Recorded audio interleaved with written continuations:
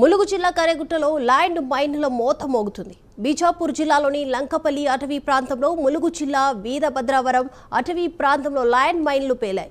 ఈ ప్రమాదంలో 2 district reserve guards jawans చనిపోగా 2 తెలంగాణ స్పెషల్ పార్టీ జవాన్లకు గాయాలయ్యాయి.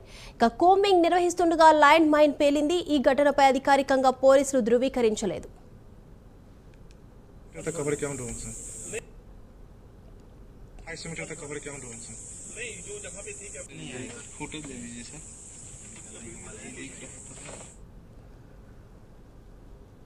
ఈ అంశానికి సంబంధించి మరిన్ని అప్డేట్స్ అందించడానికి మా ప్రతినిధి తిరుపతి సిద్ధంగా ఉన్నారు. తిరుపతి,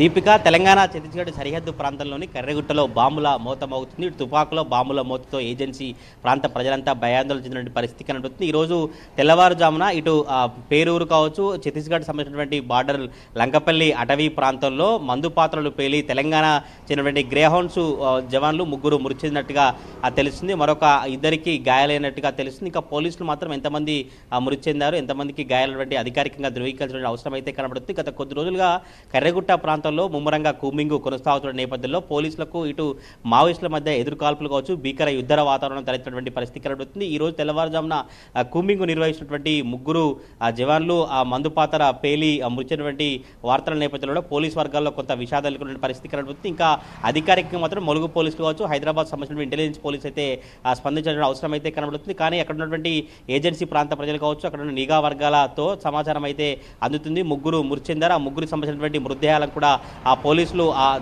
అదుపులోకి తీసుకున్నట్టు తెలుస్తుంది. ఇప్పటికే కర్రెగుట్ట ప్రాంతంలో 17 రోజులుగా ఆపరేషన్ కొనసాగుతుంది. కగార్ ఆపరేషన్తో మావోయిస్టుల ఏరివేతే లక్ష్యంగా కేంద్ర ప్రభుత్వం ఈ నిర్ణయం తీసుకొని కూంబింగ్ కొనసాగిస్తుంది. ఛత్తీస్గఢ్ పోలీసులు, కేంద్ర బలగాల సంయుక్తంగా ఈ కూంబింగ్ కొనసాగుతున్న పరిస్థితి కనబడుతుంది. నిన్న ఛత్తీస్గఢ్ రాష్ట్రం బీజాపూర్ జిల్లా ఊసూరు ఏరియాలో కూడా అక్కడ భారీ ఎన్కౌంటర్ జరిగింది. ఎన్కౌంటర్లో 22 మంది మావోయిస్టులు మృతి చెందారు. మావోయిస్టు సంబంధించినటువంటి మృతదేహాలు కూడా పోలీసులు అదుపులోకి తీసుకున్నారు. భారీగా ఆయుధాలను కూడా స్వాధీనం చేసుకున్నటువంటి పరిస్థితి కనబడుతుంది.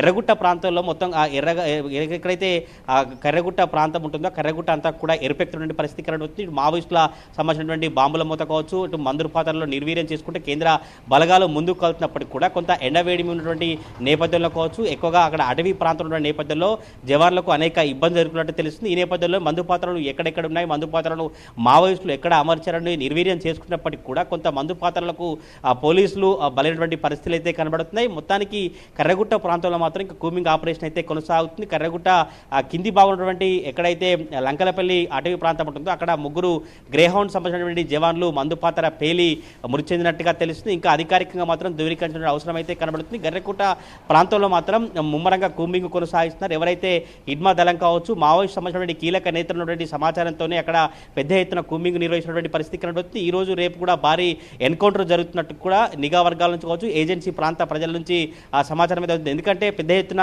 మందు పాత్రలు నిర్వీర్యం చేసుకుంటూ మందుకు సంబంధించినటువంటి పాత్రలు ఎక్కడెక్కడ అమర్చారు, ప్రధాన మావోయిస్టుల స్థావరాలు ఎక్కడున్నాయి, ఎంత మేరకు గుహాలను ఏర్పాటు చేసుకున్నట్టు కూడా పెద్ద ఎత్తున గ్రేహౌండ్ సంబంధించినటువంటి పోలీసులు కావచ్చు, ఇటు భద్రతా బలగాల పోలీసులు అయితే కూంబింగ్ కొనసాగుతున్నప్పటికీ కూడా అనేక ప్రతికూల పరిస్థితుల్లో ఈ కూంబింగ్ కొనసాగుతున్నట్టు తెలుస్తుంది. ఛత్తీస్గఢ్ సంబంధించినటువంటి పోలీసులు కావచ్చు, కేంద్ర బలగాలు మాత్రం చాలా ఇబ్బందులు ఎదుర్కొంటూ కూడా కూంబింగ్ను కొనసాగిస్తున్నటువంటి పరిస్థితులు అయితే కనబడుతున్నాయి. ఈరోజు తెల్లవారుజామున 3 గ్రేహౌండ్ సంబంధించినటువంటి పోలీసులు చనిపోవడంతో కొంత పోలీసు వర్గాల్లో మాత్రం విషాద ఛాయలనుకున్న పరిస్థితులు అయితే కనబడుతుంది. ఇంకా కర్రెగుట్ట ప్రాంతంలో సెర్చింగ్ ఆపరేషన్ కొనసాగుతా ఉంది. Deepika, right, thank you Tirupati.